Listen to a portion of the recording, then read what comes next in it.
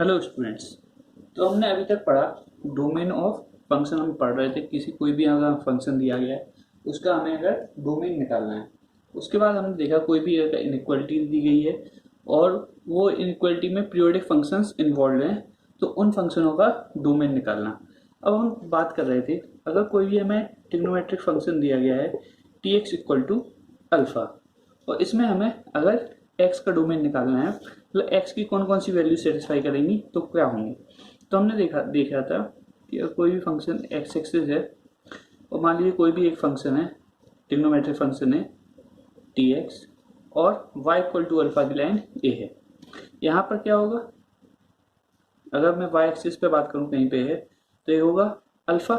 यहाँ पर होगा कोई point T inverse modulus of alpha. Modulus of alpha का मतलब ये वैल्यू क्या होगी, हमेशा 0 से 90 डिग्री के बीच में आएगी।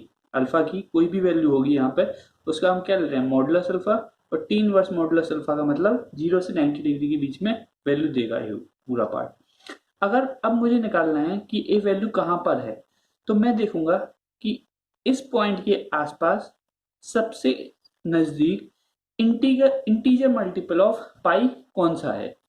इस पॉइंट के आसपास सबसे नजदीक इंटीजर मल्टीपल ऑफ पाई कौन सा है। अगर मैं कहूँ यहाँ पर 3 पाई है, यहाँ पे मान लीजिए 3 पाई और इस पॉइंट का मैं नाम दे दूं बीटा, तो बीटा इक्वल टू हो जाएगा 3 pi plus T inverse modulus of alpha.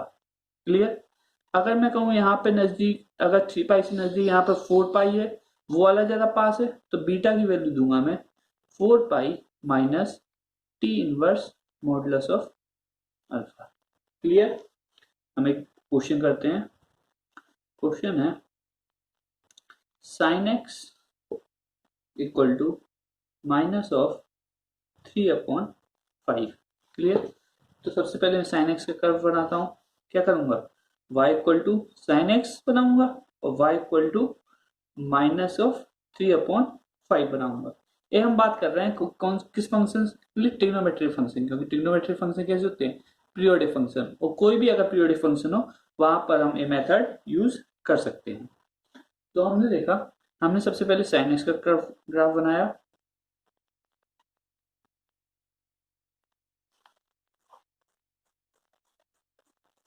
Zero, पाई, 2 पाई, 3 पाई और 4 पाई। अब y इक्वल टू माइनस 3/5 की लाइन नीचे से जाएगी, y equal to minus of 3/5 की लाइन बन गई। अब मैंने देखा यहाँ पे इंटरसेक्ट किया, इस पॉइंट पर इंटरसेक्ट किया, इस पॉइंट पर, इस पॉइंट पर, ऐसे मिसलिनियस पॉइंट्स होंगे जहां पर ये इंटरसेक्ट करेगा। तो मुझे क्या निकालना है, सबसे पहले तो ए पॉइंट मान लीजिए अल्फा है, इसको दे दूं मैं बीटा नाम, इसको मैं दे दूं गामा नाम, इसको दे दूं मैं डेल्टा नाम। ऐसे अगर मैंने पॉइंट्स के नाम दे दिए तो अल्फा क्या होगा, अल्फा किसके नजदीक है, सबसे नजदीक इसके इंटीजर मल्टीपल कौन और पाई कौन सा है, पाई खुद है। बी के सबसे ज्यादा नजदीक कौन सा इंटीजर मल्टीपल ऑफ पाई, 2 पाई है। तो मैं अल्फा को लिखूंगा पाई plus sine inverse of modulus of -3/5। एक में लिख लेते हैं मॉडुलस ऑफ -3/5। तो मॉडुलस के से हमेशा वैल्यू क्या निकलती है, positive value, pi plus sine inverse of 3/5। अगर मैं बीटा निकालना चाहूं तो बीटा होगा 2 पाई माइनस साइन इनवर्स ऑफ 3/5। अगर मैं इस वैल्यू निकालना चाहूँ गामा, गामा होगा 3 पाई, ये पॉइंट कौन सा था 3 पाई था, तो 3 पाई के आगे 3 पाई प्लस साइन इनवर्स ऑफ 3/5 और डेल्टा क्या हो जाएगा फिर वैसे ही 4 pi minus sine inverse of 3/5। ऐसे हम कोई कितने भी मल्टीपल्स होंगे वो निकाल सकते हैं। क्लियर। अब मैं यहाँ पे देखूं तो इसके क्या क्या, एक तो अगर जब मैं पाई की बात कर रहा हूँ और 3 पाई की बात कर रहा हूँ, मतलब ऑड नंबर्स की बात कर रहा हूँ तो प्लस साइन आ रहा है, तो मैं इसका जनरल सॉल्यूशन कैसे लिख सकता हूँ, x equal to n pi plus sine inverse 3/5 n belongs to 2m plus 1 where m belongs to integer। Clear. 2m+1 क्या होगा, एक ऑड नंबर होगा, और x equal to x belongs to equal to कह लें n pi plus n pi minus sine inverse 3/5 n belongs to 2n। मतलब अगर n हमारा ऑड नंबर है तो यहाँ पर माइनस साइन आएगा, और पॉजिटिव नंबर है तो प्लस साइन आएगा। क्लियर। अब हम आगे पढ़ते हैं, नेक्स्ट टॉपिक अपना डिस्कस करते हैं, वो है domain of composite function. Composite functions क्या होते हैं, हमारे कंपोजिट फंक्शन होते हैं अगर कोई भी अगर हम फंक्शन बन रहा है, अगर एफ एक्स बन रहा है, वो कोई भी दो फंक्शनों से मिलके बनाओ, जी एक्स या एच एक्स, उसमें कोई भी फिर जैसे मैं बात करूं, मैं कहूं f x equal to g of h x, ये क्या हो गया, एक एफ एक्स क्या होगा हमारा, एक कंपोजिट फंक्शन होगा, किन दो फंक्शनों से मिलकर बना है, जी फंक्शन से और एच फंक्शन से। जैसे एग्जाम्पल कंपोजिट फंक्शन की बात कर रहे हैं अभी, तो क्या होगा, अगर मैं बात करूं e की पावर x, तो ये कंपोजिट फंक्शन नहीं है, सिंपल फंक्शन है। लेकिन अगर मैं यहां से बात करूं e की पावर साइन x, तो ये क्या हो गया, कंपोजिट फंक्शन। क्यों, क्योंकि ये exponential function plus trigonometric function से मिलके बना है, तो ये हमारा क्या होगा, कंपोजिट फंक्शन। तो अब हम सीखेंगे कि अगर कोई भी अगर हमें कंपोजिट फंक्शन दिया गया है, उसका हमें डोमेन कैसे निकालेंगे। तो अगर मान लिया जाए हमें फंक्शन दिया गया है कोई भी, let function be f of h x. अगर हमारे पास कोई भी फंक्शन है एफ ऑफ एच एक्स को, एक क्या है हमारा कंपोजिट फंक्शन है, किन दो फंक्शनों से मिलकर बना है, ये फंक्शन एफ से और फंक्शन एच से। तो हम कभी भी ऐसे फंक्शन हो, हम हमेशा बाहर से अंदर की तरफ जाएंगे। मोस्टली क्वेश्चनों में 90 आउट ऑफ 100 क्वेश्चनों में हम क्या करेंगे, बाहर से अंदर की तरफ जाएंगे। बाहर से अंदर की तरफ मतलब पहले हम फंक्शन एफ का डोमेन चेक करेंगे, और फिर जो एफ का डोमेन होगा उसमें हम कौन से फंक्शन का, एच एक्स का डोमेन निकालेंगे। क्या बोला मैंने, हमेशा बाहर से अंदर की तरफ जाएंगे। जैसे अगर मुझे कोई भी कंपोजिट फंक्शन दिया गया है, कोई भी कंपोजिट फंक्शन दिया गया है, तो हम कैसे, we will check from outside to inside. ये कोई रूल नहीं है, पर हमारे क्वेश्चन को इजी कर देता है मेथड, कि हम अगर बाहर वाला फंक्शन का डोमेन निकाल लें और फिर क्या करें, उस जो भी उसका डोमेन आया उसमें अंदर वाला फंक्शन का हम डोमेन चेक करें, तो हमारी कैलकुलेशन इजी हो जाएगी। तो एफ ऑफ एच एक्स के लिए हम सबसे पहले क्या देखेंगे, first we will find the domain of fx and then check hx in the domain of f। Clear. अभी क्वेश्चन करेंगे तो इजी हो जाएगा समझने में। जैसे हमारा पहला क्वेश्चन है, क्वेश्चन 1 है, फर्स्ट है, e की पावर cos x का डोमेन निकालना है। कोई भी फंक्शन दिया गया है fx इक्वल टू e की पावर cos x। तो अगर मुझे e की पावर cos x का डोमेन निकालना है, तो सबसे पहले मैं क्या करूंगा, e का डोमेन निकालूंगा। तो डोमेन ऑफ e की पावर x क्या होगा, वो होता है रियल नंबर। अब मुझे रियल नंबर मिल गया, तो अब मुझे इस रियल नंबर में cos x का डोमेन चेक करना है। तो cos x भी कहां पे, पूरे में डिफाइंड है। cos x का डोमेन क्या है, रियल नंबर। तो इस पूरे रियल नंबर में cos x भी हमारा डिफाइंड है। तो e की पावर cos x का डोमेन क्या हो जाएगा, रियल नंबर। कैसे किया हमने, e की पावर cos x का देखना, तो सबसे पहला कौन सा बाहर वाला फंक्शन कौन सा निकला यहाँ पे, एक्सपोनेंशियल। तो एक्सपोनेंशियल फंक्शन का हमने डोमेन चेक किया, वो है रियल नंबर। और फिर हमने इस रियल नंबर में किसका डोमेन चेक किया, cos x का। cos x भी पूरे रियल नंबर में क्या होता है, डिफाइंड होता है। तो हमारा ओवरऑल फंक्शन का डोमेन क्या आ गया, रियल नंबर। हमें यहाँ पे नोट कर सकते हैं एक बात, कि अगर हमारा जो बाहर वाला फंक्शन, जैसे ई है इसमें, या फिर कोई भी बाहर वाला फंक्शन है, उसका डोमेन आर है, अगर उसका डोमेन आर मतलब रियल नंबर है, तो फिर हम उसको इग्नोर कर सकते हैं, फिर हम डायरेक्ट अंदर वाले फंक्शन का डोमेन चेक करेंगे। जैसे इसमें ई का डोमेन क्या था, रियल नंबर, तो हम इस रियल नंबर को छोड़ भी दें तो फिर हमें कोई फर्क नहीं पड़ेगा हमारे सॉल्यूशन पे, फिर हम डायरेक्ट cos x का डोमेन चेक करेंगे, तो cos x का डोमेन क्या हो जाएगा, वो भी रियल नंबर, तो डायरेक्ट आंसर आर। क्लियर। अब मैं बात करूं, अगर मैं बात करूं कुछ सेकेंड है, F x equal to e की power cos of log x. Clear. अगर ये है तो इसमें कितने फंक्शन इन्वॉल्व हैं, 3 फंक्शन इन्वॉल्व हैं, एक्सपोनेंशियल, कॉस और लॉग एक्स। तो मैं सबसे पहले दूंगा ई, एक्सपोनेंशियल का डोमेन रियल नंबर, इसको इग्नोर कर दो। अब कॉस ऑफ एक्स का डोमेन, कॉस एक्स का डोमेन भी रियल नंबर, कॉस को भी इग्नोर कर सकते हैं। हमें किसका पता करना है, सिर्फ लॉग ऑफ एक्स का। लॉग एक्स का डोमेन क्या होता है, लॉग एक्स का डोमेन होता है, डोमेन क्या होता है इसका, लॉग एक्स का डोमेन होता है 0 से लेकर इंफिनिटी। क्लियर। तो हमारा e की power cos of log x का डोमेन भी क्या हो जाएगा, डोमेन क्या हो जाएगा इस पूरे फंक्शन का, 0 से लेकर इंफिनिटी। क्लियर, यही आंसर हो जाएगा। एक एग्जांपल है, third example, f x equal to e की पावर cos इनवर्स x। अब मैं बात करूं e की पावर cos इनवर्स x, तो e का डोमेन रियल नंबर, तो इग्नोर कर सकते हैं। अब cos इनवर्स x का डोमेन क्या है, cos इनवर्स x का डोमेन होता है -1 से 1। cos इनवर्स x का डोमेन क्या होता है, -1 से लेकर 1।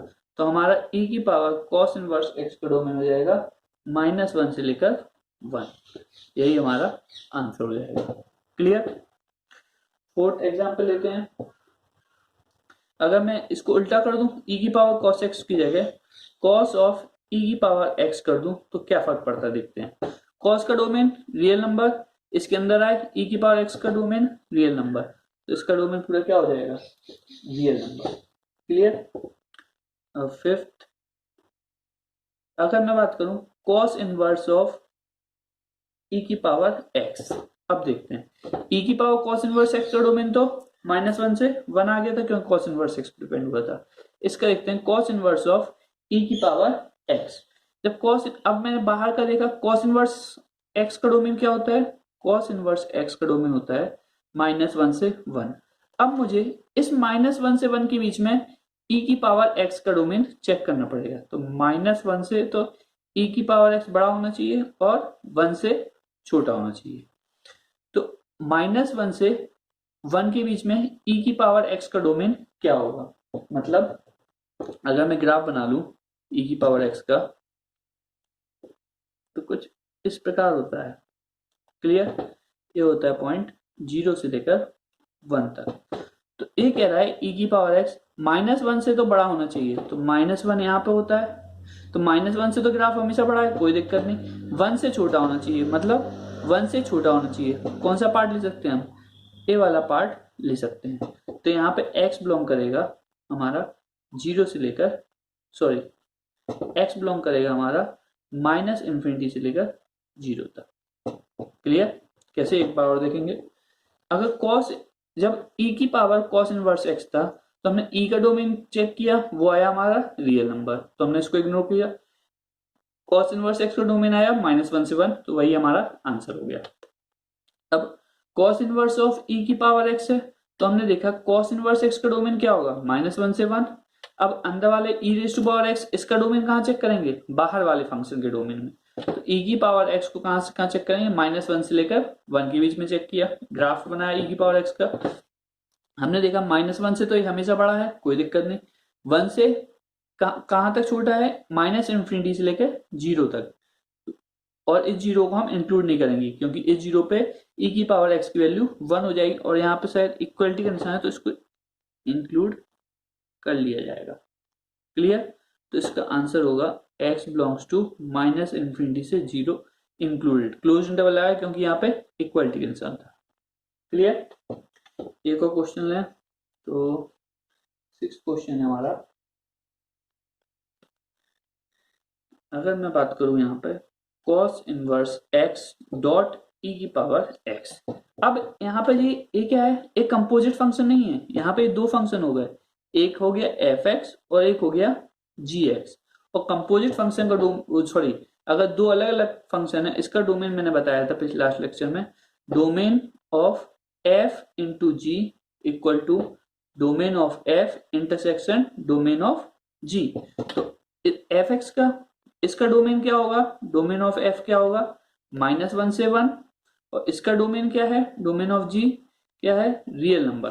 तो मैं इसका इंटरसेक्शन लू, इन दोनों का इंटरसेक्शन क्या होगा, डोमेन ऑफ f इंटू जी -1, 1 और रियल नंबर में किसी भी फंक्शन का, अगर किसी भी सेट का हम डोमेन लेते हैं तो वही सेट क्या हो जाता है, हमारा आंसर हो जाता है इंटरसेक्शन लें तो इसका हो जाएगा, अगर r और -1, 1 का इंटरसेक्शन लिया तो -1, 1 इसका आंसर हो जाएगा। क्लियर? तो ये हमने कुछ एग्जांपल लिए, इनसे चीजें आपको क्लियर हुई होंगी। एक और क्वेश्चन लेंगे हम, find domain of tan inverse e की power sin root x। Clear? इसको देखते हैं। अब मैं बात करूं tan इनवर्स की, सबसे पहले बाहर कौन सा फंक्शन है, tan इनवर्स। तो tan इनवर्स x का डोमेन होता है हमारा रियल नंबर, तो इसको इग्नोर कर दो। फिर e की पावर x आया, e की पावर x, इसका भी डोमेन रियल नंबर होता है, इसको भी इग्नोर कर दो। फिर sin की बात आई, sin का भी डोमेन क्या होता है, रियल नंबर, इसको भी इग्नोर कर दो। अब आई रूट x की बात, तो रूट x का डोमेन क्या होता है हमारा, रूट x हमेशा x क्या होना चाहिए, पॉजिटिव। x शुड भी यहाँ पे होता है ग्रेटर देन इक्वल टू 0, मतलब 0 से लेकर इंफिनिटी। उस पूरे फंक्शन का हमारा डोमेन क्या हो जाएगा, डोमेन ऑफ फंक्शन क्या हो जाएगा, 0 से लेकर इंफिनिटी। क्लियर? और x should be greater than equal to 0, ये हमारा आंसर हो जाएगा। क्लियर?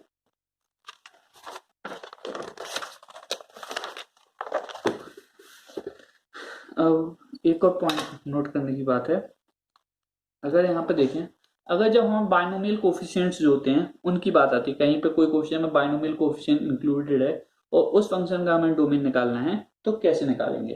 तो कोई भी फंक्शन का डोमेन निकालने के लिए हमें क्या होना चाहिए, वो वाला फंक्शन हमेशा हमें डिफाइंड होना चाहिए।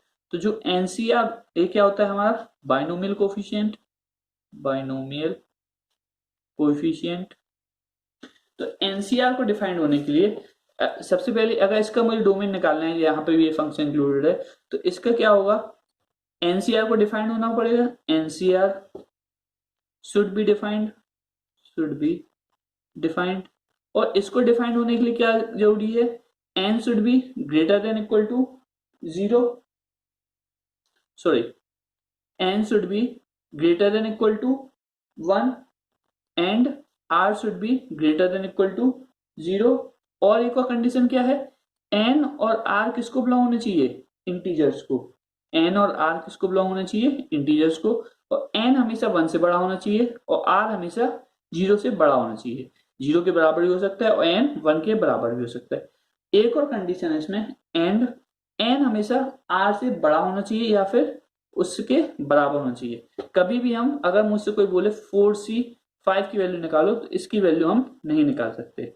हमेशा हम 4c4 की वैल्यू निकालेंगे, 4c3 की वैल्यू निकालेंगे, 4c2 की वैल्यू, इन सब की वैल्यू निकालेंगे। लेकिन कभी भी n अगर ज्यादा हो गया r से तो हम वैल्यू नहीं निकाल पाएंगे। तो क्या पता चला हमें, अगर एनसीआर कोई भी बाइनोमियल कोफिशिएंट इंक्लूडेड है, n और r हमारे फंक्शन ऑफ x हैं, तो उसका अगर हमें डोमेन निकालना है, x कहाँ, ये फंक्शन कहाँ डिफाइंड होगा, n और r सबसे पहले इंटीजर्स होने चाहिए, n की वैल्यू 1 से ज्यादा होनी चाहिए या उसके बराबर, r की वैल्यू 0 से ज्यादा या उसके बराबर, और n की वैल्यू r से हमेशा बड़ी होनी चाहिए। एक क्वेश्चन लेते हैं, x minus 5 c 19 minus x, ये हमारा क्वेश्चन है और हमें निकालना है डोमेन, निकालना है इस फंक्शन का। क्या निकालना है, डोमेन निकालना है। डोमेन मतलब x कहाँ डिफाइंड है। सबसे पहले हम देखेंगे, सबसे पहले क्या होना चाहिए, x माइनस 5 और 19 माइनस एक्स क्या होना चाहिए, इंटीजर। x माइनस 5 और 19 minus x should belongs to integer. ये हमने नोट कर लिया एक पॉइंट, 1 नंबर। अब n should be greater than equal to 1, मतलब x minus 5 should be greater than equal to 1, मतलब x should be greater than equal to 6। x क्या होना चाहिए, 6 से बड़ा होना चाहिए। सेकंड पॉइंट नोट कर लिया। अब r should be greater than equal to 0, मतलब 19 minus x should be greater than equal to 0, मतलब 19 should be greater than equal to x, मतलब x क्या हमारा 19 से छोटा होना चाहिए। क्लियर। अब तीसरा पॉइंट क्या था, n should be greater than equal to r, n क्या होना चाहिए, r से बड़ा होना चाहिए। तो n क्या है हमारा, x minus 5 should be greater than equal to 19 minus x, x इस साइड आया, 2x should be greater than 19 minus 5 14, x should be greater than equal to 7। ये हमारा फोर्थ पॉइंट। अब हम सबको नंबर लाइन पे बना लें तो क्या होगा, पहला रिजल्ट तो क्या कहता है, इंटीजर, इसको छोड़ देते हैं अभी। दूसरा कहता है 6 से बड़ा होना चाहिए, तो 6 से भैया ये इस साइड बड़ा हो गया, 6 को इंक्लूडेड है। सेकंड रिजल्ट कहता है 19 से छोटा होना चाहिए, तो 19 से छोटा हो गया इस साइड पूरा। फोर्थ रिजल्ट कह रहा है x हमेशा 7 से बड़ा होना चाहिए, x हमेशा 7 से बड़ा होना चाहिए, तो 7 से ये बड़ा हो गया। तो इसका इंटरसेक्शन क्या है, ये सारे पॉइंट हमारे पॉइंट ऑफ इंटरसेक्शन हो गए तीनों के। लेकिन यहाँ पे 7 से लेकर 19 तक सॉल्यूशन नहीं हो जाएगा, क्योंकि एक और बात की याद रखना है कि ये दोनों कहाँ पे इंटीजर को बिलोंग करना चाहिए, मतलब 7 से लेकर 19 के बीच में जितने भी इंटीजर हैं वो हमारे सिर्फ आंसर हो सकते हैं। तो हमारा x किस किस को बिलोंग करेगा, x बिलोंग करेगा 7 8 9 10 11 12 13 14 15 16 17 18 और 19। कहां तक, कहां से, 7 से लेकर 19 के बीच में जितने भी इंटीजर्स हैं वो सारे के सारे यहाँ पे इंक्लूड होंगे। क्लियर। आगे देखते हैं।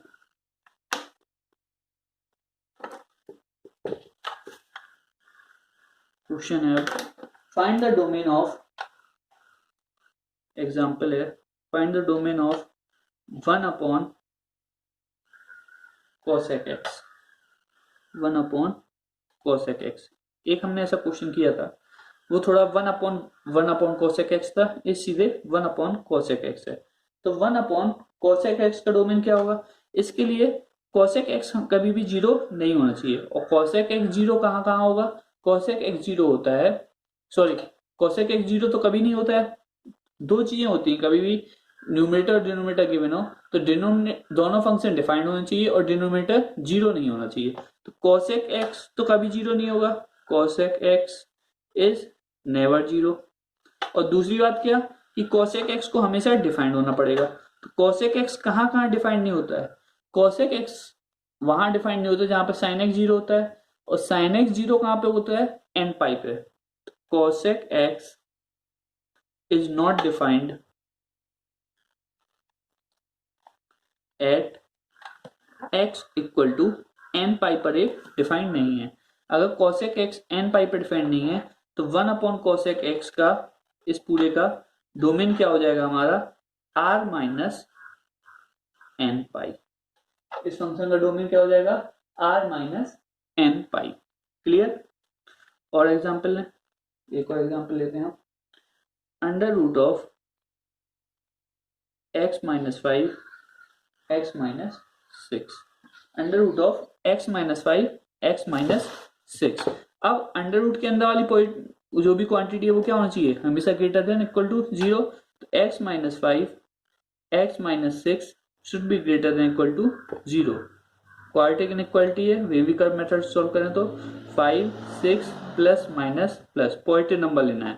तो ए वाला रीजन और ए वाला रीजन क्या हो जाएगा, x बिलोंग्स टू